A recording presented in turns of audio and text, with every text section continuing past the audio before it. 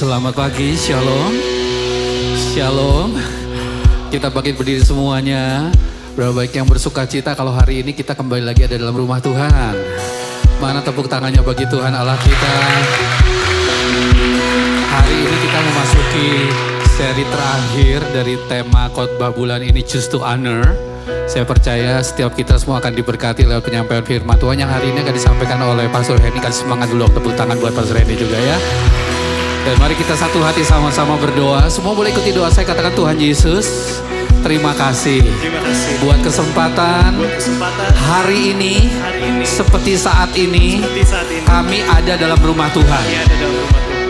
Hati kami siap, pikiran kami siap untuk meninggikan nama Tuhan.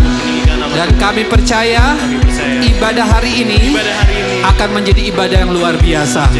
Atas semuanya, katakan atas semuanya, nama Yesus yang ditinggikan dan dimuliakan. Ayo sekali lagi kita beri tepuk tangan bagi dia. Haleluya. God bless you everybody. IFGM, mari berikan sorak-sorai bagi Yesus. Mari bertepuk tangan dan mari kita memuji nama Dia, sebab Dia layak untuk dipuji dan untuk disembah. Bersama-sama. Here we go. Hidupku Ku temukan dalammu, setiap janjimu menuntun langkahku. Takkan ku menyerah, takkan ku menyerah walau badai menerpaku. Ku kan berlari dengan kuat kuasa. Katakan, selama mentari bersinar, selama bumi berputar, selamanya janjimu tak berubah dalam hidupku. Selama nafasku berhembus, selama jantungku berdetak, selamanya ku kan ikuti setiap caramu Tuhan. Mari kita katakan dari awal, here we go. Arti hidupku ku temukan dalam setiap janji Dia, setiap janjimu menuntun langkah. Takkan ku menyerah, takkan ku menyerah. Come on church. Menerpaku. Here we go. Ku kan berlari dengan nyatakan, selama mentari bersinar,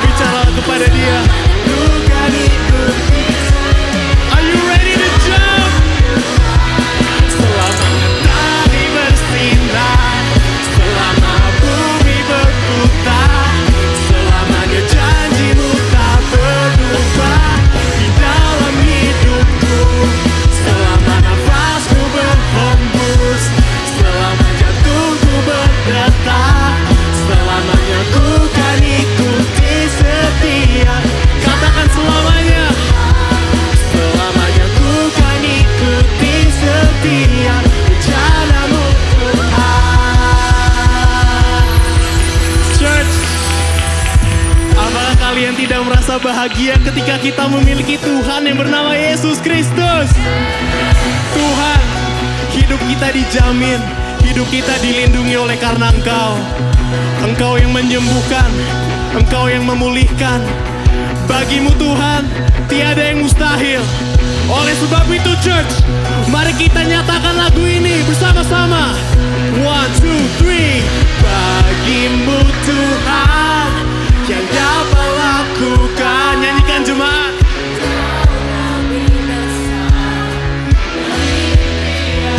Dengan sungguh-sungguh. Bagimu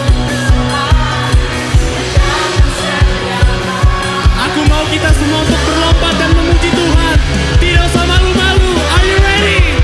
1, 2, 3. Bagimu Tuhan yang dapat lakukan jauh lebih besar dari impianku. Bagimu Tuhan yang dapat sediakan jauh melebihi dari semua. Nyatakan sekali lagi church. Bagimu Tuhan, nyatakan jauh lebih besar dari impianku. Bagimu Tuhan yang dapat sediakan jauh melebihi. Katakan jauh melebihi. Come on church, here we go. Jauh melebihi, jauh melebihi. One more time. Jauh melebihi dari semua yang ku perlu. Haleluya. Terpujilah namamu Tuhan. Silakan duduk jemaat Tuhan. Kami bersyukur Tuhan kami bisa ada di sini semua hanya karena kasih-Mu ya Tuhan. Yes Jesus, Semua karena anugerah-Mu. Bulan ini kami sudah belajar untuk choose to honor. Dan kami percaya the way we honor you gak cuma dari pujian yang kami naikkan pada hari ini, tapi juga dari apa yang kami lakukan sehari-hari ya Tuhan. Yes, Dan juga dengan mempercayakan hidup kami di dalam tangan-Mu, Amin Jesus. menaikkan sembah untuk-Mu. It's the way we honor you. Yes Lord, terima kasih ya Tuhan. Kami mau katakan Tuhan, seumur hidup kami hanya mau menyembah-Mu, meninggikan nama-Mu yang agung ya Tuhan.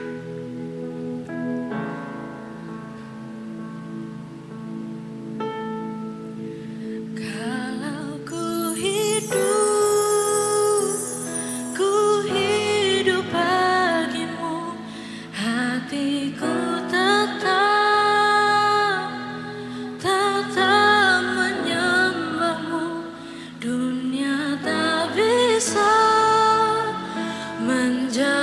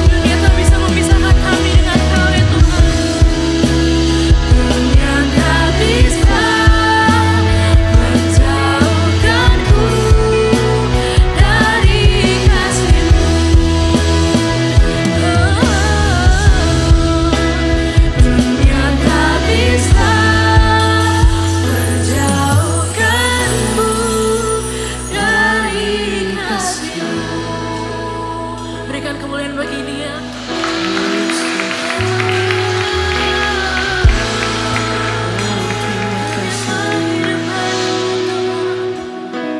Karena kami percaya Tuhan, hanya rancangan-Mu yang sempurna di dalam hidup kami. Yes, Jesus. Sehingga pada hari ini kami mau menyerahkan hidup kami di dalam tangan-Mu, di hadapan-Mu. Sama-sama kita mengangkat tangan kita siapkan hati kita. Kini aku percaya. Cuma Tuhan saja.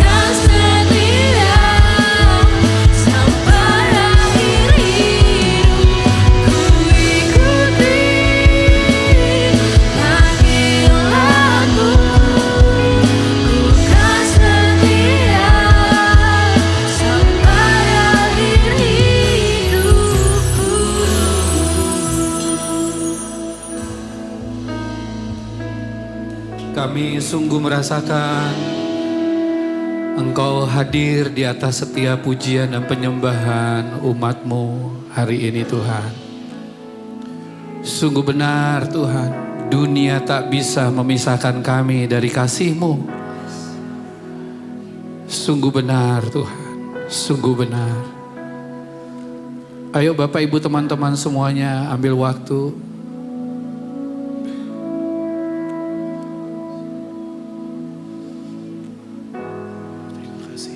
Untuk mengizinkan hadirat Tuhan boleh mengerjakan setiap hati-hati kita pada hari ini lagi. Tidak usah angkat tangan, Anda yang sungguh merasa terluka ya hari-hari ini dengan dunia ini. Anda capek melewati hari-hari di dunia ini. Anda merasa tertolak oleh dunia dalam minggu-minggu ini. Ada kabar baik. Tuhan Yesus menyambutmu. Tuhan Yesus sudah dan selalu mengasihimu. Yes, Jesus. Angkat kedua tangan Anda di hadapan Tuhan. Jangan takut teman-teman, Bapak Ibu pandang ke atas. Kala ku hidup bagimu, hatiku tetap mengenangmu. Dunia tak bisa menjauhkanku dari kasih-Mu. Jemaat kalimat saja katakan jemaat. Selamat.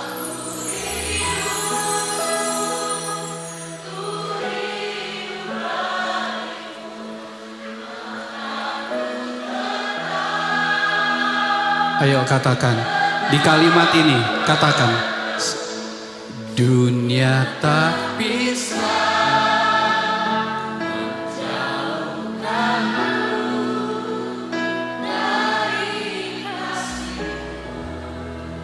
kalau ku hidup.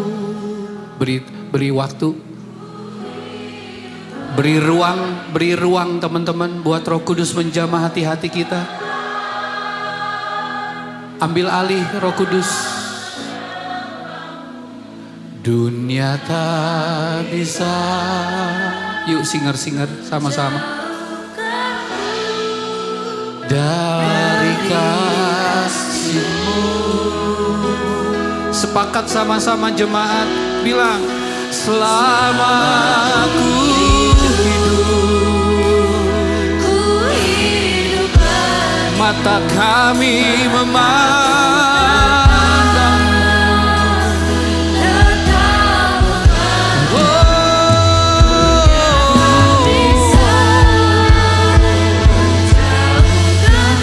Masuk hadiratnya Bapak Ibu. Temui Tuhan dalam hadiratnya. Katakan, kalau ku hidup. Haleluya.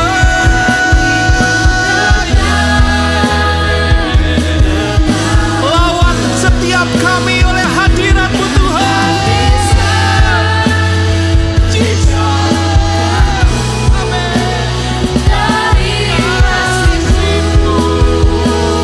Segenap hati katakan, selama ku hidup. Yes, ku hidup bagi-Mu. Tetap memandang-Mu. Dunia tak bisa menjauhkanku dari kasih-Mu.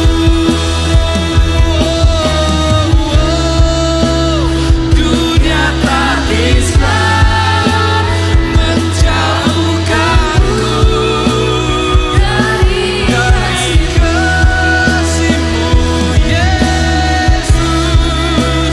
Dunia tak bisa menjauhkanku dari kasih-Mu.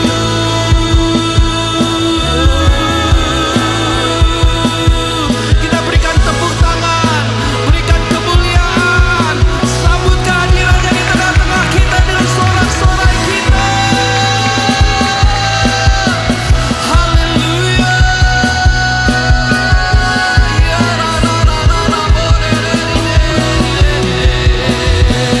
Masuk hadiratnya teman-teman. Bapak Ibu berdoa, masuk hadiratnya. Ya Tuhan, benar Tuhan. Terima kasih Tuhan. Terima kasih Tuhan. Terima kasih Tuhan. Yes Lord.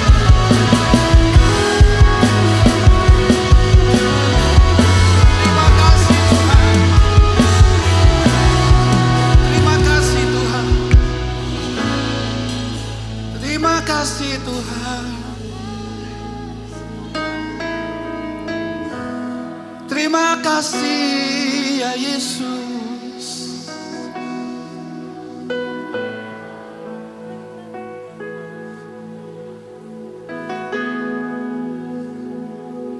Oh.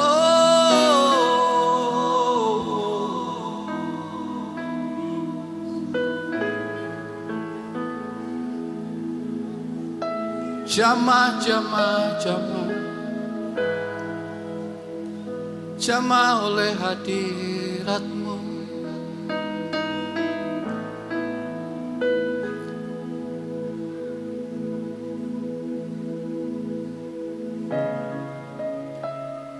Dia hadir di tengah-tengah kita Bapak Ibu. Rohnya hadir di tempat ini. Dia hadir untuk Anda. Dia hadir menjumpai kita semuanya. Dia hadir, bahkan dia jauh lebih rindu untuk bersekutu dengan kita dibandingkan kerinduanmu akan dia.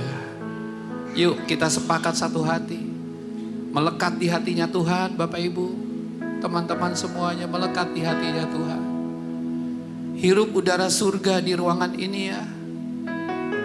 Yes.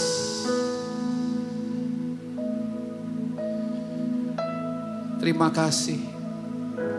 Berbicara Tuhan. Nyatakan isi hatimu bagi kami. Dunia tidak semakin baik. Banyak kabar-kabar yang menggemparkan. Tapi sebentar yang kami akan dengar adalah kabar baik. Ayo angkat Alkitab kita bersama-sama. Siap untuk mendeklarasikan 1, 2, 3. Inilah kabar baik. Saya diselamatkan oleh kasih karunia Allah, bukan oleh perbuatan saya. Saya dibenarkan, saya diubahkan, dan saya diberkati di dalam Dia. Sekarang saya tahu segala sesuatu terjadi dalam hidup saya untuk apa? Untuk kebaikan. Karena saya dipanggil sesuai dengan rencananya. Bersama kita hidup untuk semuanya bilang, people is our mission. Connect with God and make disciple. Seperti biasa jangan langsung duduk dong. Lihat kanan kiri, beri senyum yang terbaik. Bilang saya senang deh kamu datang. Saya juga pengen bilang Devina, kok Dev senang melihat kamu kembali. Welcome home, welcome back teman-teman semuanya. Ayo kita beri sambutan yang meriah bagi Pastor Henny juga yang akan menyampaikan kebenaran firman Tuhan pada hari ini. Tepuk tangannya, kalau segitu kita ulangi lagi praise and worship dari awal. God bless you. Terima kasih. Welcome dan senang sekali hari ini kita ada di akhir bulan November. Luar biasa sekali ya. Dan kita ada di satu tema yang sangat luar biasa sekali untuk menutup pada hari ini. Ada sebuah cerita, saya percaya Bapak dan Ibu mungkin pernah ya mendengar cerita ini. Judulnya adalah 3 tukang batu. Siapa di sini yang pernah melihat jika sebuah gedung sedang dibangun, maka akan ada banyak tukang-tukang yang bekerja dengan batu-batu. Betul ya? Batu-batu yang digunakan untuk membangun fondasi, batu bata yang digunakan untuk membangun dinding-dinding ya. Itu yang bisa kita lihat saat sebuah gedung, sebuah rumah akan dibangun. Nah, ada seseorang pria yang berjalan dan sedang melihat ada 3 tukang batu yang lagi bekerja. Dia mendatangi tukang batu yang pertama. Terus dia bertanya seperti ini, apa yang Bapak sedang lakukan? Ya, dan orang itu menjawab, aku memahat batu. Ya, kerjaan aku beginilah dari hari ke hari. Sudah puluhan tahun aku memahat batu. Dan dengan wajah yang sangat datar, dia kembali memahat batu-batu tersebut. Kemudian pria ini menghampiri tukang batu yang kedua. Pertanyaannya sama. Dia bertanya, apa yang kamu lakukan? Dan orang yang kedua ini menjawab, oh, aku membangun dinding. Sedikit lebih exciting ya, sedikit lebih bersemangat. Dan pria itu kembali berjalan dan dia mendatangi tukang batu yang keberapa? Ketiga. Pertanyaannya sama. Apa yang sedang kamu lakukan? Dan tiba-tiba dari tangan yang memegang kapak ya, dia melihat si pria itu wajahnya tersenyum, matanya berbinar-binar ya. Dan ini dia yang dikatakannya. Aku sedang membangun sebuah katedral yang akan berdiri ratusan tahun agar generasi setelahku melihat kemuliaan Tuhan. Katakan sama-sama, wow. Sama pekerjaannya, tukang batu, Sama yang dikerjakannya, bekerja dengan batu-batu dan batu bata. Tapi orang yang ketiga ini punya visi yang berbeda. Dia tidak melihat hanya apa yang ada di depan matanya saat itu, tapi dia bisa melihat bahkan ratusan tahun ke depan, sampai one day waktu dia tidak ada di bumi ini lagi, pekerjaannya berdampak kepada generasi-generasi setelahnya. Ini yang sangat luar biasa yang Tuhan mau berbicara kepada saya dan saudara. Boleh tepuk dadanya? Tuhan mau bicara apa nih? Karena apa yang kita terima hari ini, yang kita pahami hari ini, saya percaya kalau Bapak Ibu semua dari kita menangkap, itu akan mempengaruhi sisa kehidupanmu sampai engkau dipanggil oleh Tuhan. Karena hidup saya dan saudara itu bukan hanya berbicara tentang 70 tahun, 80 tahun selama kita masih hidup dan bernafas saja, tetapi bahkan sampai kita sudah tidak ada lagi di dunia ini. Amin. Honor in legacy, sebuah tema yang sangat luar biasa. Bulan ini kita sudah membahas banyak sekali topik-topik yang berhubungan dengan tema besar kita. Honor, choose to honor in worship. Masih mengingat ya, ketika segala-galanya menjadi hilang, ketika di dalam keadaan yang paling terburuk di titik terendah kita sekalipun, saya dan saudara bisa memilih untuk menghormati Tuhan dengan memberikan yang namanya apa? Sacrifice of worship. Itu adalah penyembahan tertinggi yang bisa kita berikan kepada Tuhan. Kita juga bisa memilih untuk menghormati Tuhan lewat apa? Lewat pemberian-pemberian kita. Ingat firman Tuhan katakan, Dia tidak akan pernah meminta kita memberi dengan sesuatu yang tidak ada di tangan kita. Jadi kalau Tuhan mengajak, mengencourage, men-challenge kita untuk memberi, seperti Korintus katakan, benih itu sudah Tuhan taruh di tangan kita. Amin. Dan pemberian kita itu merupakan bentuk penghormatan kita juga yang luar biasa kepada Tuhan. Choose to honor in building, ya kan? Bagaimana kita mencintai rumah Tuhan dengan membangun rumahnya. Dan yang terakhir minggu lalu kita juga belajar tentang apa? Memilih untuk menghormati Tuhan dengan apa? Menaruh iman kita sepenuhnya kepada Tuhan. Dan hari ini kita akan melihat tentang Daud kembali. Ini luar biasa sekali karena pada akhirnya kita melihat titik terakhir dari kehidupan Daud sebelum dia dipanggil oleh Tuhan. Dan saya percaya titik-titik terakhir dari seseorang sebelum dia meninggal itu merupakan sebuah titik yang sangat krusial. Karena seseorang akan menyadari waktunya tinggal sebentar lagi. Dan dia harus memilih kalau dia bisa memanggil anak cucunya ya, pesan apa yang dia mau sampaikan. Betul enggak? Logikanya begitu ya.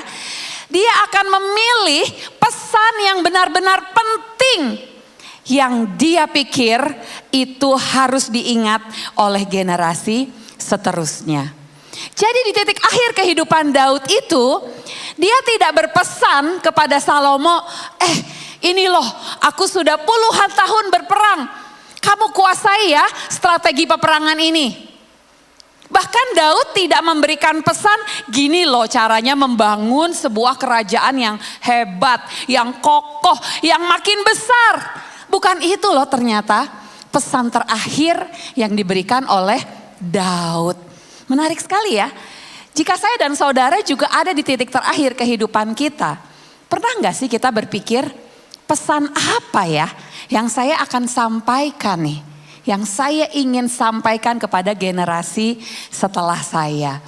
Karena waktu berbicara tentang honor, itu bukan hanya berbicara tentang apa yang ada hari ini, tetapi melampaui, katakan sama-sama, melampaui hari ini. Itu berarti mempersiapkan sebuah legacy untuk hari esok. Daud menunjukkan bahwa legacy yang sejati itu bukan apa yang dia bisa capai untuk dirinya sendiri, tetapi bagaimana Daud mempersiapkan agar apa? Generasi yang selanjutnya dapat melanjutkan pekerjaan yang lebih besar daripada apa yang Daud sudah capai di dalam hidupnya.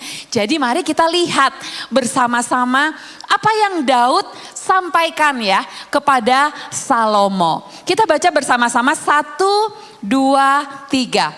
Legacy in faith. Ayatnya kita baca 2, 3. Dan engkau anakku Salomo, kenalah Allahnya ayahmu dan beribadahlah kepadanya dengan tulus ikhlas dan dengan rela hati. Sebab Tuhan menyelidiki segala hati dan mengerti segala niat dan cita-cita. Jika engkau mencari Dia, maka Ia berkenan ditemui olehmu. Tetapi jika engkau meninggalkan Dia, maka Ia akan membuang engkau untuk selama-lamanya. Nih, kita bisa lihat bersama-sama. Ini adalah pesan inti yang pertama yang Daud sampaikan kepada Salomo. Bukan dia berpesan, jangan lupa bereskan musuh-musuhku. Dia tidak berpesan, jangan lupa untuk kamu makin jago di dalam strategi untuk mengalahkan musuh-musuhku, mengatur kerajaan kita. Tetapi pesannya itu adalah kenalah apa? Dikatakan Allahnya ayahmu. Ya, jelas ya, di situ ditulis.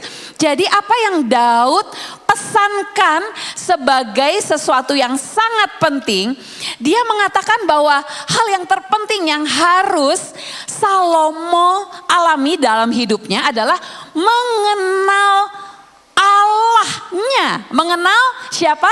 Mengenal Allahnya Daud yang terpenting. Kata asli kenalah itu adalah hiada. Jadi kenalah ini bukan berarti kenal seperti orang yang berjumpa ya. Misalnya baru berjumpa terus halo siapa namamu gitu ya. Bukan hanya kenal yang seperti itu. Sekedar mengetahui nama ya. Berkenalan secara sekilas. Atau juga bukan berarti mengenal atau tahu secara intelektual. Kita pasti tahu dong siapa presiden negara kita saat ini namanya Prabowo. Nggak mungkin nggak ada yang nggak tahu ya. Kita tahu secara intelektual presiden kita adalah Prabowo. Tapi kita tidak mengenal di level yang ini nih. Yang arti katanya yaitu adalah hiada.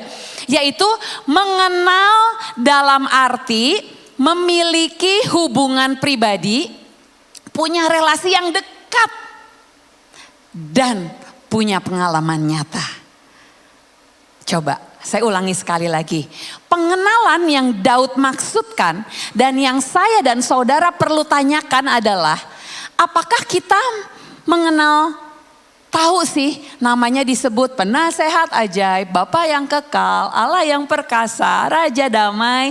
Itu nama-nama Allah yang akan kita dengar nih pasti di bulan-bulan Natal itu. Kita tahu ya itulah namanya Tuhan. Kita tahu ya dia luar biasa sekali. Ya, tetapi bukan itu yang dimaksud. Pengenalan yang dimaksud adalah satu, punya hubungan yang begitu pribadi, punya relasi yang intim, dan pengalaman nyata. Itu yang Daud pesankan kepada Salomo. Itu yang Daud ingin memastikan gitu ya, bahwa rahasia kesuksesan aku nih sebagai papa itu adalah karena hubunganku dengan Tuhan. Dan Salomo, kamu perlu mengejar hubungan yang seperti itu. Halo para orang tua di tempat ini. Apakah ini yang menjadi penekanan kita juga kepada anak-anak kita? Tentu boleh kita membekali mereka. Kamu harus punya knowledge yang seperti ini. Kamu penting punya sekali ilmu-ilmu kehidupan. Betul ya, Jeffrey baru ngajak si kecil camping. Banyak pasti hal-hal baik yang Joseph Tuta ya. Aku lihat kan kita ngobrol ya, baru ngajakin anaknya camping. Pasti waktu camping itu banyak nilai-nilai kehidupan yang diajarkan. Which is itu baik. Baik para orang tua mempersiapkan anak untuk bisa handle bisnis keluarga after kita tidak ada. Tidak ada yang salah dengan semua itu. Tapi jangan sampai kita terlewatkan. Seperti Daud. Daud berkata bahwa hubungan dengan Allah itu adalah legacy yang terutama. Hubungan dengan Allah lebih penting daripada bekerja untuk Allah. Karena tanpa mengenal Allah, pekerjaan untuk Allah hanyalah berupa ritual belaka tanpa kasih kepadanya. Wow, bisa menangkap sampai sini? Ya, bagaimana kita menaruh ya prioritas yang utama di dalam hati kita, di dalam strategi kita suami dan istri untuk kita memikirkan legacy of faith apa nih yang aku bisa tinggalkan? Caranya bagaimana nih supaya anak-anakku bisa mengalami Tuhan real, supaya mereka bisa berjalan dengan Tuhan itu personally. Secara pribadi Allah itu nyata, bukan sesuatu yang abstrak yang mereka hanya kenal secara knowledge. Bukan hanya cerita-cerita Alkitab yang mereka hafal dari Kejadian sampai Wahyu. Dan percaya di zaman seperti sekarang ini itu membutuhkan effort yang lebih besar. Setuju para orang tua? The challenge is really big.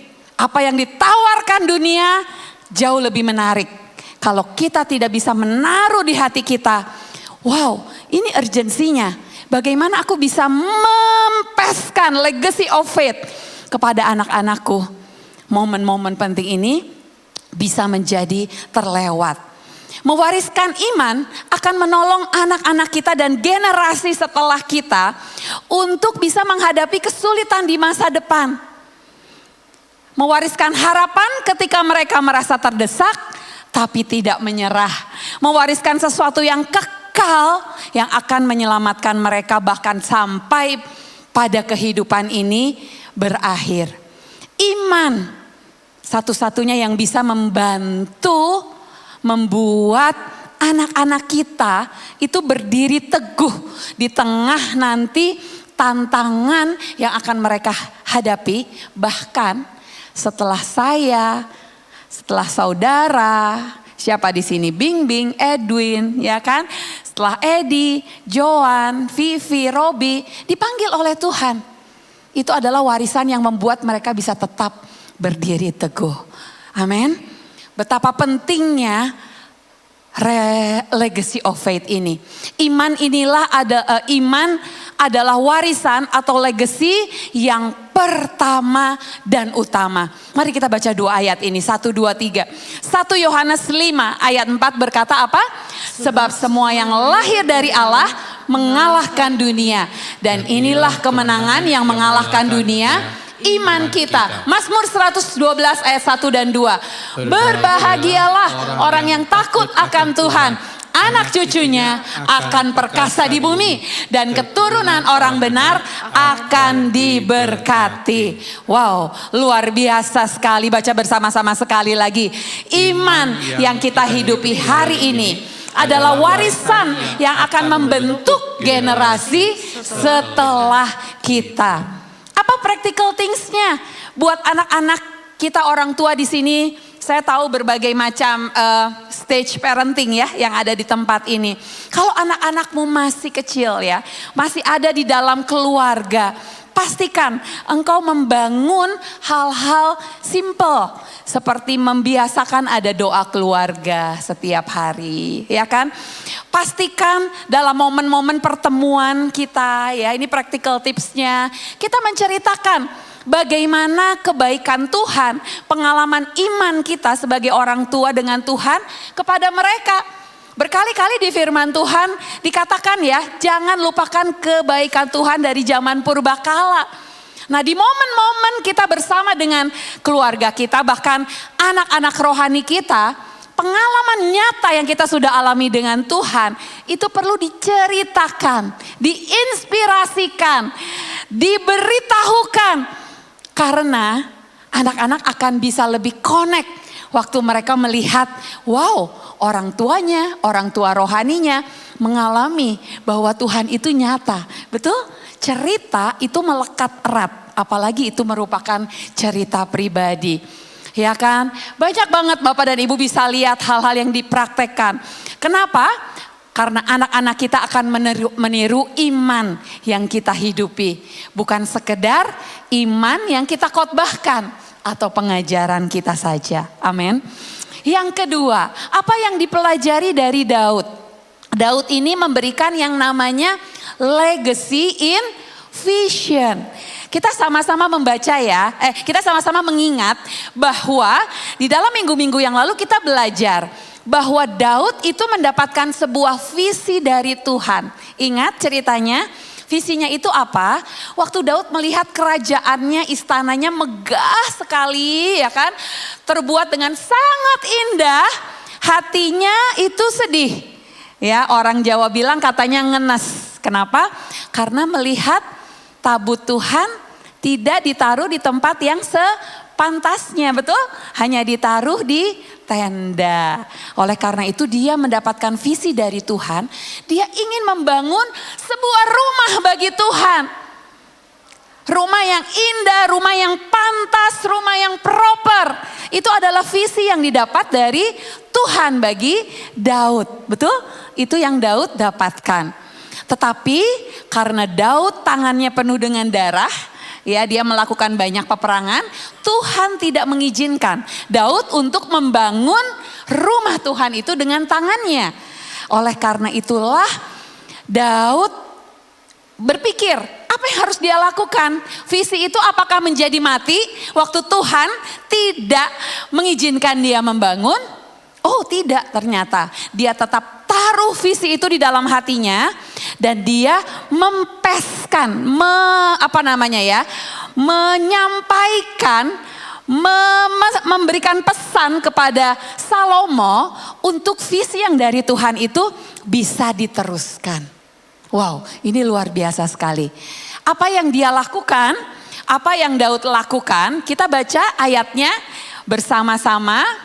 Ada di dalam ayat 28, 10 sampai ayat yang ke-13. Oke, saya bacakan ya. Dengar, oh sudah ada? Oke, mari kita baca bergantian. Saya ayat 10, Bapak dan Ibu ayat 11, saya 12, Bapak Ibu ayat 13. Camkanlah sekarang, sebab Tuhan telah memilih engkau untuk mendirikan sebuah rumah menjadi tempat kudus. Kuatkanlah hatimu dan lakukanlah itu. Lalu Daud menyerahkan kepada Salomo anaknya rencana bangunan dari balai bait suci dan ruangan-ruangannya, dari perbendaharannya, kamar-kamar atas dan kamar-kamar dalamnya, serta dari ruangan untuk tutup pendamaian. Iya, saya tuh membayangkan ya, ini settingnya ini luar biasa. Salomo, ya kan, sang anak pada waktu itu, dan di sini Daud di ujung kehidupannya, mungkin Daud itu mengeluarkan satu buah kotak yang sangat besar. Bisa bayangkan gak sih kalau zaman Bapak dan Ibu pernah gak melihat blueprint, ya, gambar arsitek, ya kan, kalau kita membangun rumah. Itu kan ribet banget ya, dengan semua detil-detilnya ya. Dan ini nih yang sedang terjadi, saya membayangkan waktu itu mungkin sepanjang hidupnya Daud itu menggambar dengan tangannya, dengan tim ahlinya, mungkin berlembar-lembar ya, detail sekali. Gambar rumah Tuhan itu akan seperti ini. Saya percaya dulu tuh nggak ada gambar 3D. Jadi kalau mau membuat masterpiece atau blueprint, itu pasti membutuhkan effort yang sangat besar. Dia membuat gambar-gambar itu semua dia rapikan, mungkin bisa tumpukannya mungkin tinggi sekali ya kan. Dan waktu itu di akhir hidupnya dipanggil Salomo dan ditunjukkan. Dia buka satu-satu. Ini loh pelataran bait Allah.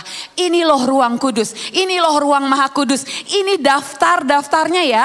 Ini alat-alat yang harus kamu gunakan. Ini emas yang kamu pakai untuk di sini. Semua details. Kebayang momennya? Ya, ayat 13 dikatakan seperti ini.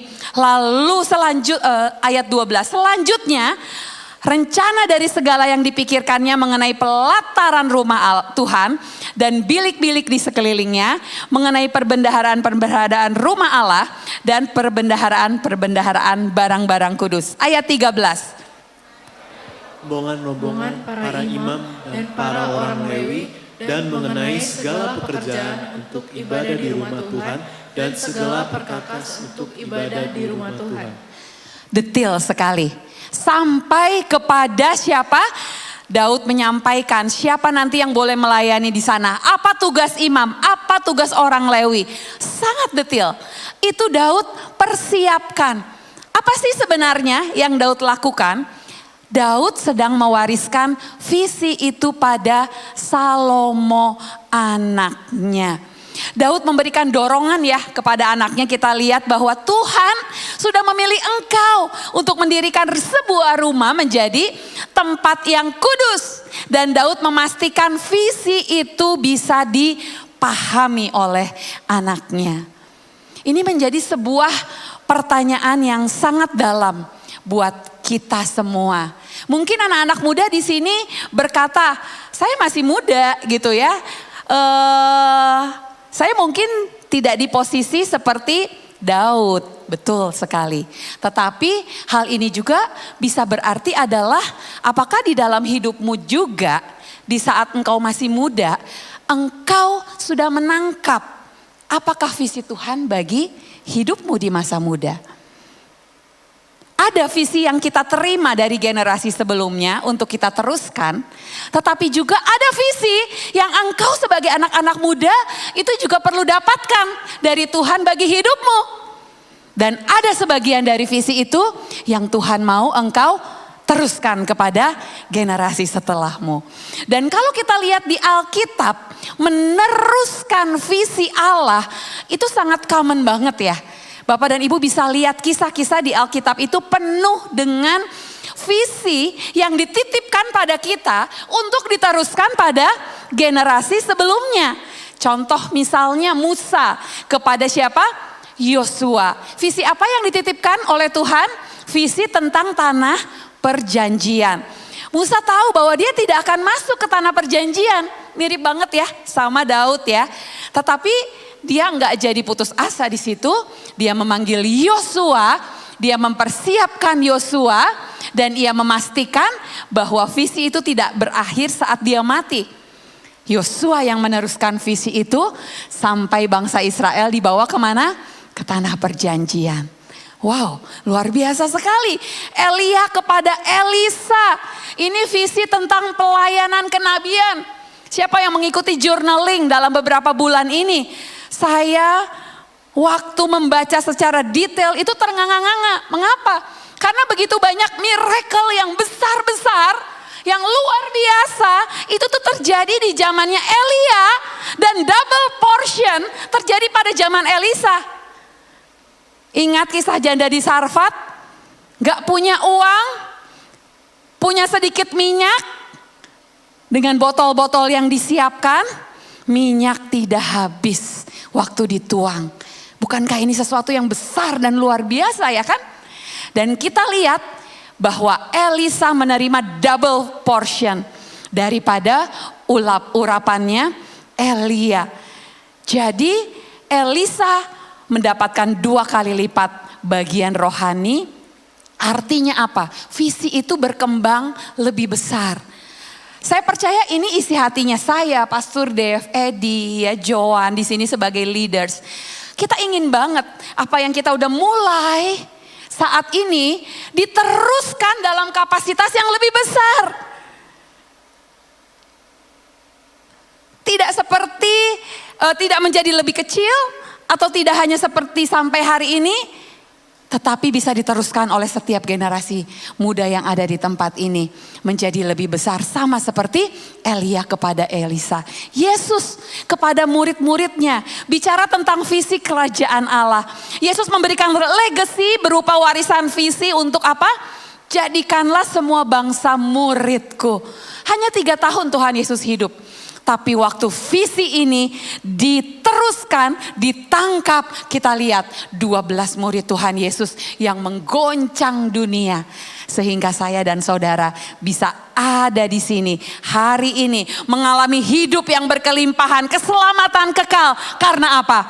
Ada murid-murid Tuhan Yesus yang menangkap visi daripada Tuhan. Katakan sama-sama, wow, powerful sekali ya impartasi visi ini. Saya percaya, saya berdoa setiap kita menangkap nih firman ini. Ayo orang tua di tempat ini, suami dan istri tangkap. Minta sama Tuhan, Tuhan apa sih visimu yang aku juga perlu legasikan. Impartasikan kepada anak-anakku. Saya percaya ada hal-hal yang besar yang Tuhan mau kerjakan di dalam hidup kita. Generation after generation.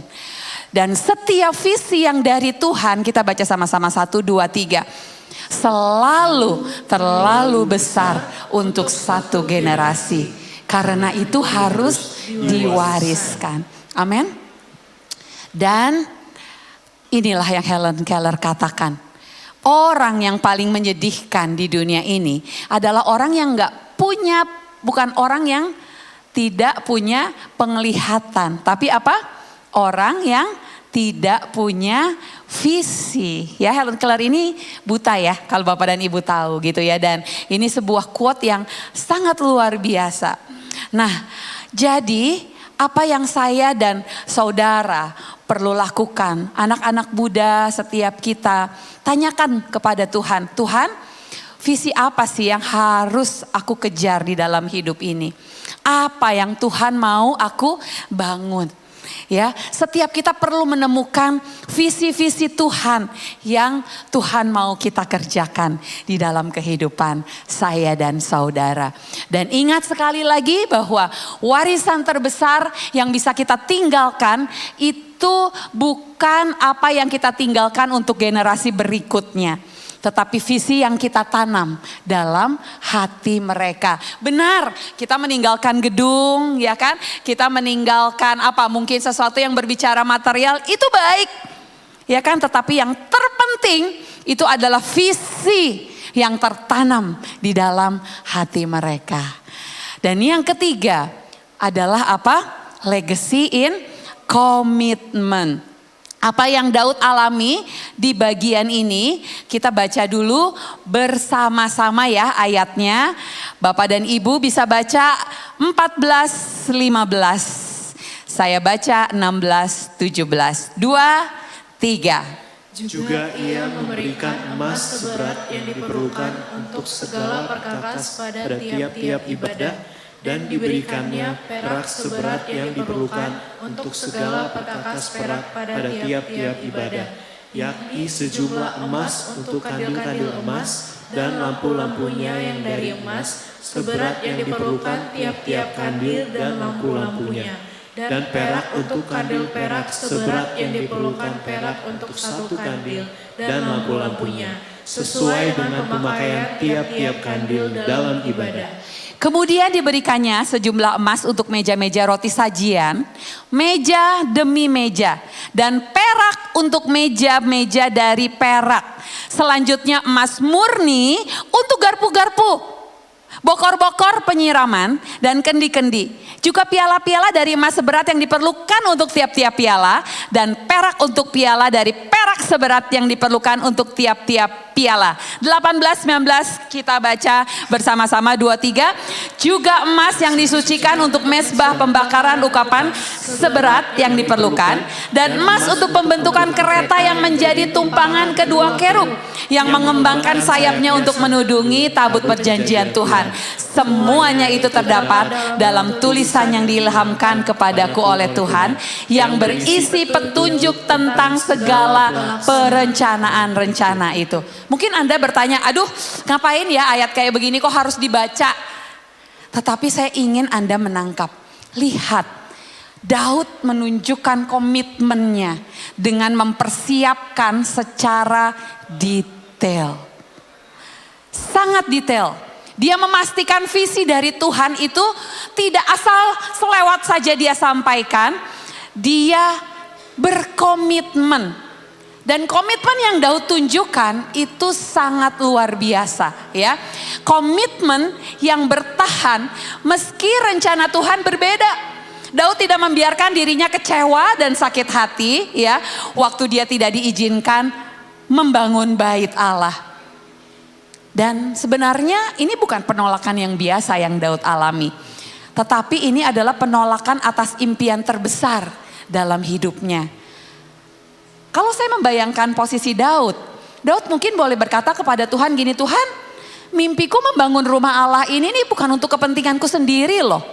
Kok Tuhan gak izinkanku ya? Kan Engkau adalah Allah pengasih dan pengampun. Kenapa gak boleh? Sesuatu penolakan yang bisa jadi membuat Daud menjadi begitu down. Tetapi Daud memilih untuk tidak tertekan, tidak kecewa. Bahkan dia menunjukkan komitmen sejatinya sebagai seorang pemimpin. Daud tidak berhenti bekerja. Dari ayat-ayat yang kita baca kita lihat betapa detail Daud menyiapkan emas, perak, pekakas, rencana, blueprint. Bahkan pengaturan orang-orang untuk melayani. Dia mungkin sudah siapkan si A. Oh, Ari itu kelihatannya sangat skillful nih. Punya bakat. Di dalam mungkin menjahit tirai-tirai bait Allah. Mungkin dia siapkan, dikasih pelatihan, dikasih sertifikasi dulu. Supaya nanti waktu dia membantu anaknya Salomo bisa dihasilkan tirai bait Allah yang terjahit dan terbuat dengan sempurna. Kebayang betapa luar biasanya Daud. Komitmen bukan diuji ketika semuanya sesuai dengan keinginan kita. Justru ketika apa yang diimpikan tidak terjadi. Komitmen adalah soal kesetiaan dalam selalu mengusahakan yang terbaik dari bagian yang sudah Tuhan percayakan. Dan kita juga melihat dari ayat-ayat tadi di bagian yang ketiga, komitmen untuk membuka jalan bagi generasi selanjutnya. Wow, ingat bahwa pekerjaan Tuhan itu tidak boleh berhenti sampai saya dan saudara saja. Ayo kita persiapkan next generation untuk kita bisa melanjutkan. Seperti Mazmur 145 ayat 4 katakan, angkatan demi angkatan akan memegahkan pekerjaan-pekerjaanmu dan akan memberitakan keperkasaanmu. Jadi yuk saya mengajak setiap leaders juga yang ada di tempat ini untuk kita benar-benar secara strategis berkomitmen mempersiapkan generasi yang lebih kuat dari kita. Generasi yang punya pengalaman iman yang benar-benar nyata dengan Tuhan. Sebagai gereja kita perlu menabur untuk generasi bahkan yang belum lahir. Sebagai pemimpin kita perlu memastikan setelah kita ada generasi-generasi yang menangkap hatinya Tuhan. Yang siap, yang tahu apa yang perlu dilakukan. Yang skillful, yang siap untuk meneruskan visi Tuhan yang besar yang ada juga di dalam hidup dan gereja ini. Amin. Saya berdoa bahwa warisan komitmen ini akan terus ada di hati setiap kita. Mari kita terus bersama-sama ya Bapak dan Ibu semua terus melayani. Mungkin di saat itu tidak terlihat orang, terus menabur. Karena mungkin ada sebagian dari kita yang tidak secara langsung melihat tuaian dari apa yang kita tabur hari ini. Mungkin generasi setelah kitalah yang akan menuainya. Siapkan penerus. Di sini banyak sekali volunteers dan pelayan Tuhan. Siapa setelah saya? Mulai doakan, mulai pikirkan. Siapa setelah Pastor Dev? Siapa setelah Pastor Henny? Ada yang mau mengangkat tangan dan menjawab? Saya percaya ada beberapa yang sudah Tuhan persiapkan di tempat ini. Ya kan? Ada yang mengamenkan itu, boleh lebih keras, amin. Saya percaya nggak hanya satu pastor ya. Kalau ada 2 pastor ya hanya cukup untuk melayani 200-an jemaat. Tapi waktu Tuhan tambahkan 300, 400, 500, perlu ada juga pastors, leaders yang ditambahkan. Supaya visi Tuhan yaitu semua bangsa menjadi murid Yesus itu bisa digenapi. Dan yang terakhir saya percaya ilustrasi ini akan bisa menguatkan kita semua. Saya mengundang Pak Edi dan juga Elkan bisa maju ke depan. Saya ingin menutup dengan sebuah ilustrasi ini.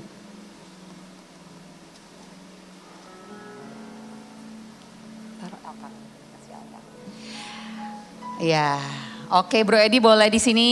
Ya boleh situ ya, kelihatan ya. Oke. Setiap kita mungkin diibaratkan saat ini sebagian dari kita itu seperti Pak Edi dengan keranjangnya ya.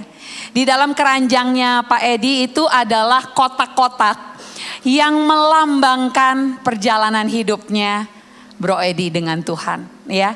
Ada pastinya pengalaman-pengalaman yang penting ya. Ada kemenangan, kesuksesan, ada teguran mungkin yang Tuhan juga nyatakan kepada Pak Edi. Ada teladan ketaatan, ada hikmat yang Pak Edi sudah kumpulkan bertahun-tahun di dalam kehidupannya. Ada visi yang Tuhan juga taruh dalam kehidupan Pak Edi, ya kan? Ada iman, ya, legacy of faith yang Tuhan juga taruh di dalam kehidupan Pak Edi. Dan kita lihat keranjang Elkan, ini masih kosong. Atau mungkin anak-anak muda di tempat ini ya baru sedikit terisi. Ini melambangkan apa? Generasi yang sedang bertumbuh. Setiap kita punya generasi yang Tuhan percayakan di dalam hidup kita. Pertama-tama tentunya anak cucu kita. Tetapi jangan lupa, setiap kita punya loh anak-anak rohani yang Tuhan mau kita wariskan sesuatu lewat hidup kita. Generasi yang sedang dibentuk, betul ya Elkan ya? Generasi yang sedang mencari arah dan panggilan kehidupannya. Pak Edi sebagai seorang ayah perlu melakukan ini. Ya, memindahkan satu demi satu. Legacy of faith. Teladan bagaimana mencintai rumah Tuhan, mengasihi Tuhan. Teladan iman dan ketekunan, bertahan di dalam keadaan yang sulit, ya kan? Legacy bukan seberapa banyak tentang apa yang Pak Edi miliki. Jadi keberhasilan Pak Edi itu bukan seberapa banyak yang dia miliki, mungkin sampai atas. Ini bedanya legacy yang Tuhan maksudkan. Tetapi legacy berbicara tentang seberapa banyak yang kita bisa wariskan. Legacy bukan tentang yang kita tinggalkan sebagai harta, tetapi apa yang kita bisa tinggalkan dalam hati dan hidup orang lain. Dan kenapa saya pilih keranjang ini lebih besar? Saya mau katakan ini dengan mata iman. Apa yang Pak Edi wariskan kepada Elkan? Apa yang kita orang tua wariskan? Apa yang Pastor Dev dan saya wariskan kepada sebagian besar dari generasi muda di tempat ini? Ini lebih besar daripada apa yang sudah kita lakukan, amin. Tuhan akan tambahkan lagi nanti di sini kapasitas, anointing. Ini masih bisa memuat 5, 6 kotak, lebih banyak lagi. Dan generasi after kita akan dipakai Tuhan luar biasa, amin. Saya berdoa ini boleh menjadi sebuah perenungan di akhir tahun yang sangat luar biasa. Terima kasih Pak Edi dan Elkan. Makasih Pastor Herni. Kita kasih tepuk tangan buat setiap hal yang Tuhan sudah sampaikan ya Pastor Herni. Saya lagi melihat sejauh mata memandang ada the next Pastor Dev lain di tempat ini.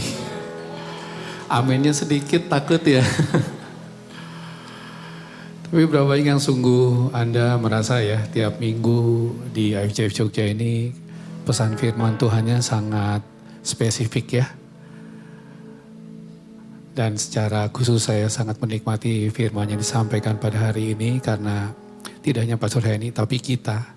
Saya mengajak juga Edi dan para tim leadership tempat ini untuk by faith dengan iman. Percaya bahwa dari tempat ini Anda dari minggu demi minggu, bulan demi bulan Anda menerima satu nilai dalam kehidupan Anda dan saya berdoa biar Anda tidak menjadi jemaat yang hanya, mohon maaf ya saya ngomong begini nih. Yang ministrinya hanya menghangatkan kursi tempat duduk Anda nanti waktu Anda berdiri, keluar di tempat ini coba nanti pegang ya, iya hangat ya.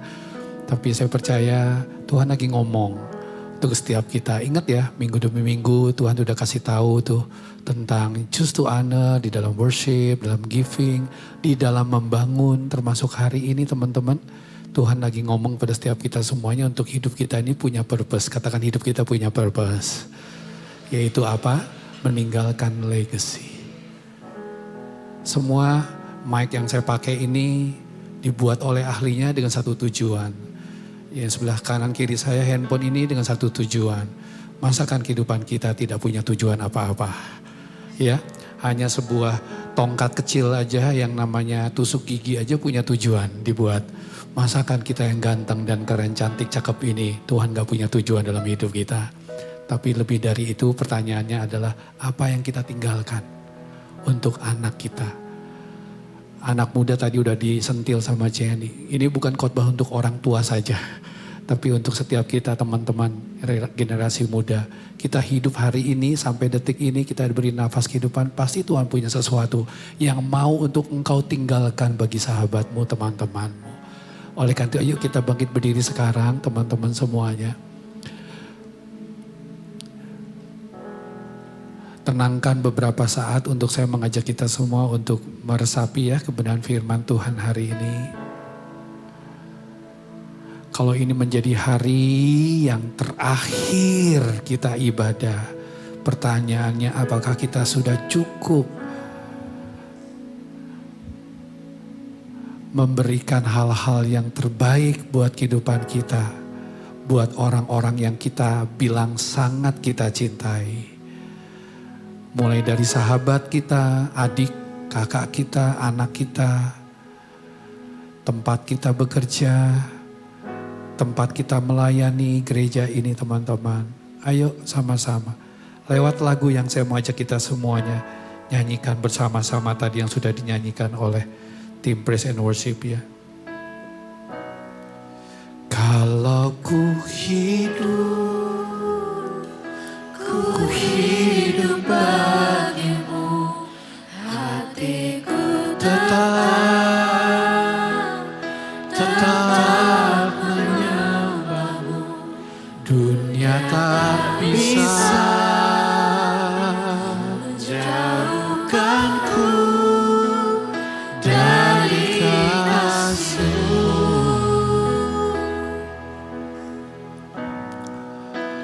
Selama ku hidup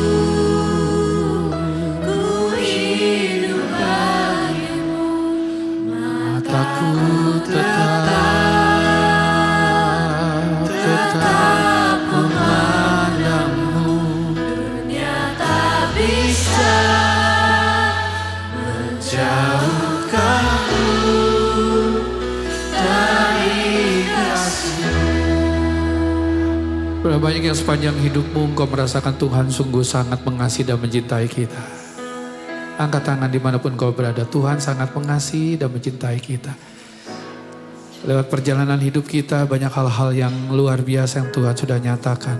Seperti ilustrasi tadi yang Pastor Henny sampaikan lewat Bro Edi yang hadir di sini dan anaknya. Ada setumpuk pengalaman-pengalaman kasih Tuhan dalam hidup yang Tuhan sudah taruh dalam hidup kita. Sekarang ayo kita responi berapa banyak yang mau menaruh pengalaman-pengalaman itu di dalam kehidupan orang-orang yang kita cintai. Lewat cerita, lewat kesaksian, lewat teladan, lewat sikap hati kita. Karena action speak louder than word. Ayo Bapak Ibu teman-teman semua, para orang tua tempat ini, responi firman Tuhan hari ini. Yang sungguh disadari bahwa iya benar, bukan berapa banyaknya pengalaman aku dengan Tuhan yang aku telah alami, tapi berapa banyaknya pengalaman itu yang sudah aku tularkan kepada anak-anakku. Anda para generasi muda, ayo bersahabat, jangan hanya kacangan dan recehan saja.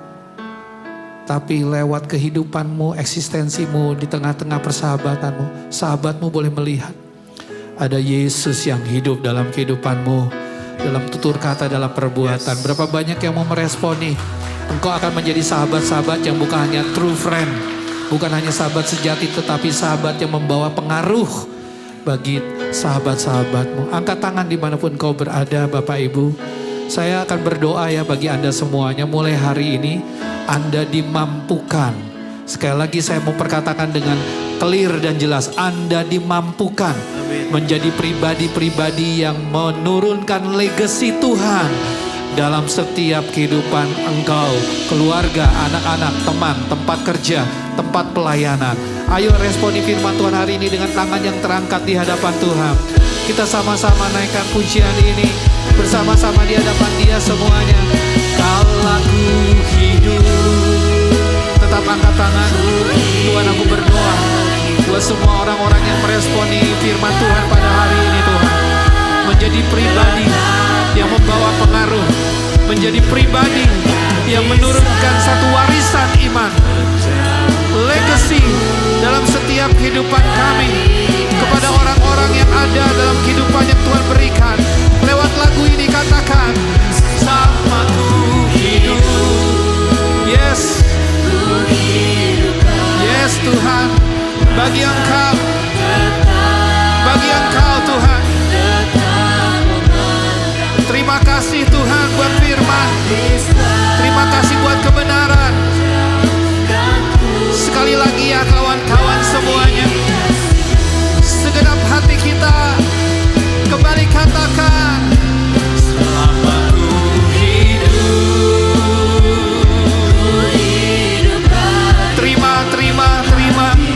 Terima kebenaran firman Tuhan hari ini.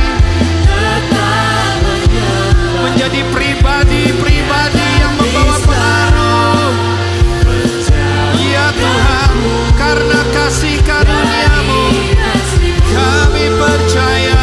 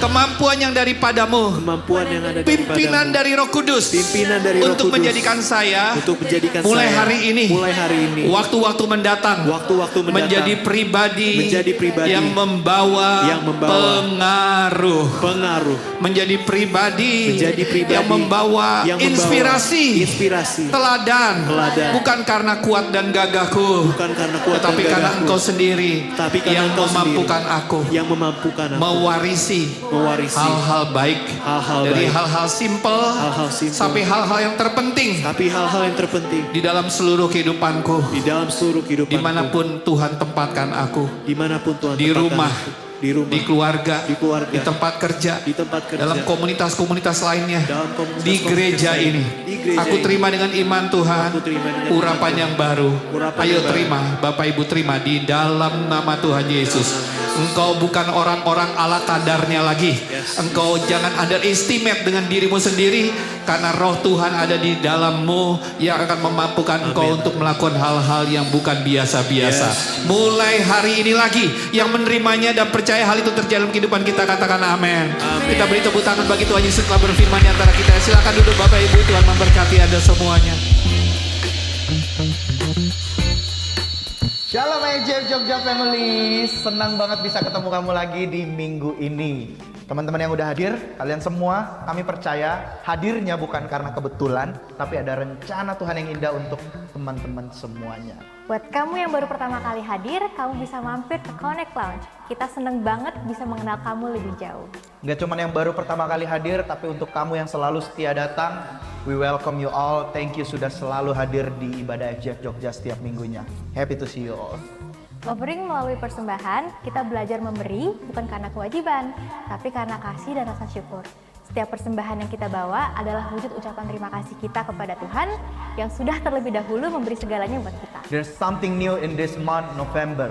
Catat kalau kami akan adakan Super Sunday 3 kali, di mana yang pertama ibadah onsite pukul 9 pagi, yang kedua ibadah onsite pukul 11 siang, dan jangan lupa untuk ikuti ibadah Super Sunday kami secara online pukul 1 siang waktu Indonesia bagian Barat. Dan untuk adik-adik kids dan juga teman-teman teens, jam 9 pagi kami akan adakan ibadah kids dan teens di Legacy Hall. Jangan lupa untuk ikut kita penyembahan bareng sama-sama di Lockdown Worship with Pastor Dave Rustanto. Catat harinya tiap Senin, Rabu, Jumat jam 7 pagi di Instagram @dave_rustanto. Di mana di Lockdown Worship ini kita yuk sama-sama menenangkan diri, berdiam di hadapan Tuhan, kita penyembahan bareng, terlebih memperbarui hati kita di hadapan Tuhan. Yes, benar banget. Selain kita ikut LDW nih, kita juga harus join ke salah satu komunitas yang ada di gereja. Nah, kalau di IFGF kita sebutnya itu adalah I Care. Iya, jangan lupa yuk buat teman-teman yang mungkin belum bergabung di I Care, bisa nih gabung ke Care Group dan temukan komunitas tempat kamu bisa bertumbuh, berbagi, dan saling menguatkan. Kamu bisa menghubungi host kita atau volunteer setelah ibadah buat tahu grup yang paling cocok buat kamu. Halo jemaat terkasih IFGF Jogja, sudah siapkah kita menyambut Natal tahun ini? Hidup kita penuh sejarah yang unik. Ada kemenangan yang mungkin ingin kita banggakan, tapi ada juga banyak luka atau kegagalan yang kita ingin lupakan. Tapi kabar baiknya, Natal tahun ini membawa janji yang akan mengubah segalanya. Natal adalah saat di mana kasih Allah yang begitu besar bertemu dengan sejarah hidup kita. Yesus lahir ke dunia bukan untuk menghakimi hidup kita, tapi dia datang untuk menebusnya dan menulis ulang maknanya. To every history, God is able to rewrite his story. IFGF Jogja Christmas Celebration Rewriting History. Ini adalah momen kita bersama sebagai satu keluarga besar untuk datang dan menerima anugerah Tuhan. Mari kita datang, bersekutu bersama dan memuliakan Raja yang telah lahir bagi kita semua. Catat baik-baik tanggalnya, Minggu 7 Desember pukul 18.00 waktu Indonesia Barat. Mari kita hadir dalam nuansa White Christmas. So, kenakan pakaian terbaikmu dengan nuansa warna putih. Ajak teman, keluarga, dan siapapun yang Anda kasih untuk hadir bersama dan menjadi bagian dalam Christmas Celebration IFGF Jogja Rewriting History. Stay connected with us, jangan lupa untuk follow sosial media IFGF Jogja supaya kamu nggak ketinggalan informasi dan juga inspirasi. Sosmednya apa aja tuh, Be? Gampang, kamu bisa follow di Instagram, YouTube, dan juga TikTok dan username IFGF Jogja. Okay, so that's all for What's on November. Let's keep growing, serving, and living out God's purpose together because the best is yet to come. See you around, church fam. Stay blessed, stay joyful, and let's make this month unforgettable. I love my church. We love our church. Have a blessed week and God bless you.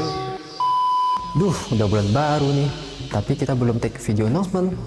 Kira-kira siapa ya talent kita ya? Teman-teman, ada nggak mau jadi talent kita nggak? Kalau ada, hubungi nomor di bawah ini ya.